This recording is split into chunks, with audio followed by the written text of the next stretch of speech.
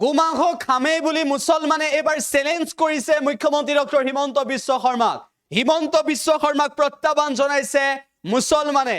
অসম সংখ্যালঘু সংগ্ৰাম পৰিষদে মুখ্যমন্ত্ৰীক চ্যালেঞ্জ কৰিছে আৰু গোমাংস খামেই বুলি ইতিমধ্যে হুংকাৰ দিছে। হিমন্ত বিশ্ব শৰ্মা আপোনাক সকিয়াই দিছো, গোমাংস দুপুৰী অল অসমত চলিবই।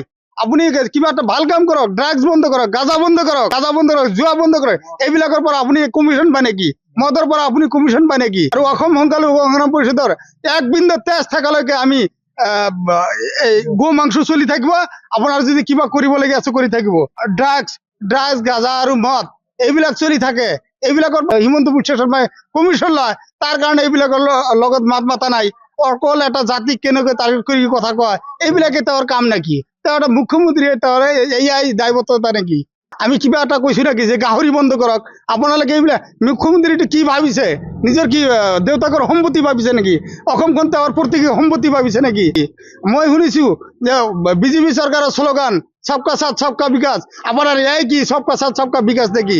আপুনি ড্ৰাগছৰ পৰা কমিশ্যন ল'ব, আপুনি মদৰ পৰা কমিশ্যন ল'ব, আপুনি গাঞ্জাৰ পৰা কমিশ্যন ল'ব। আপুনি এইবিলাক বন্ধ কৰক। ভাই এটা জাতিক লৈ কিয় টাৰ্গেট কৰিছে? আৰু কাৰ ঘৰত কোনে কি খাব, কি পিন্ধিব? আপুনি এই কথাটো কোৱাটো কিমান মানে দুৰ্ভাগ্যজনক কথা। ডেভেলপমেণ্টৰ কাম কৰক। অসমৰ মুখ্যমন্ত্ৰী ডক্টৰ হিমন্ত বিশ্ব শৰ্মা যিটো মন্তব্য কৰিছে সেইটো দুৰ্ভাগ্যজনক কথা। আৰু আমি হিমন্ত বিশ্ব শৰ্মাক মানে আমি মোৰ ফালৰ পৰা আমি এক প্ৰকাৰে সকিয়াই দিছো যে আপোনালোকৰ কিবা খাই বৈ কাম নাই নেকি? এটা সৰু পোৱালীৰ নিচিনা এটা জাতিক লৈ কেইদিন দুমাহ মান আগতে এটা জাতিক লৈ টাৰ্গেট কৰি গ'লে মিয়া সেইটো যোৱাই নাই। আপোনালোকে গধূলি এটা কথা কয়, পুৱাতে এটা কথা কয়, আপুনি পাৰিব নেকি? অসম সংখ্যালঘু সংগ্ৰাম পৰিষদৰ এক বিন্দু তেজ থকালৈকে হিমন্ত বিশ্ব শৰ্মা আপোনাক সকিয়াই দিছো, গো মাংস দুপুৰী অল অসমত চলিবই। আপুনি কিবা এটা ভাল কাম কৰক, ড্ৰাগছ বন্ধ কৰক, গাঁজা বন্ধ কৰক, জুৱা বন্ধ কৰক। এইবিলাকৰ পৰা আপুনি কমিশ্যন পায় নেকি? মদৰ পৰা আপুনি কমিশ্যন পায় নেকি? আৰু অসম সংখ্যালঘু সংগ্ৰাম পৰিষদৰ এক বিন্দু তেজ থকালৈকে আমি গো মাংস চলি থাকিব। আপোনাৰ যদি কিবা কৰিবলগীয়া আছে কৰি থাকিব।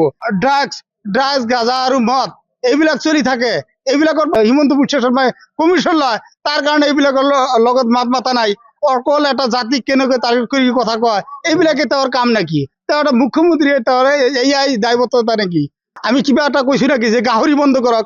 আপোনালোকে এইবিলাক মুখ্যমন্ত্ৰীটো কি ভাবিছে? নিজৰ কি দেউতাকৰ সম্পত্তি ভাবিছে নেকি? অসমখন তেওঁৰ প্ৰত্যেক সম্পত্তি ভাবিছে নেকি?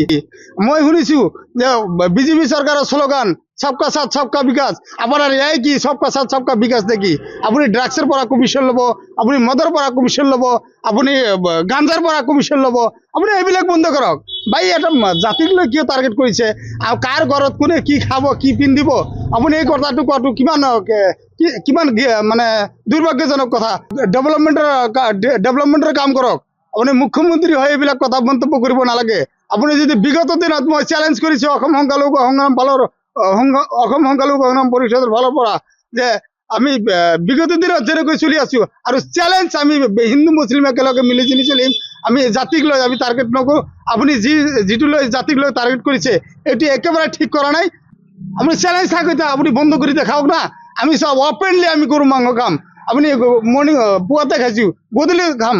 আপুনি যদি আপোনাৰ যদি কিবা দম আছে আপুনি গো মাংস বন্ধ। যিকোনো খবৰৰ বাবে যোগাযোগ কৰক 7099017330 লগতে 7099017110 নম্বৰত।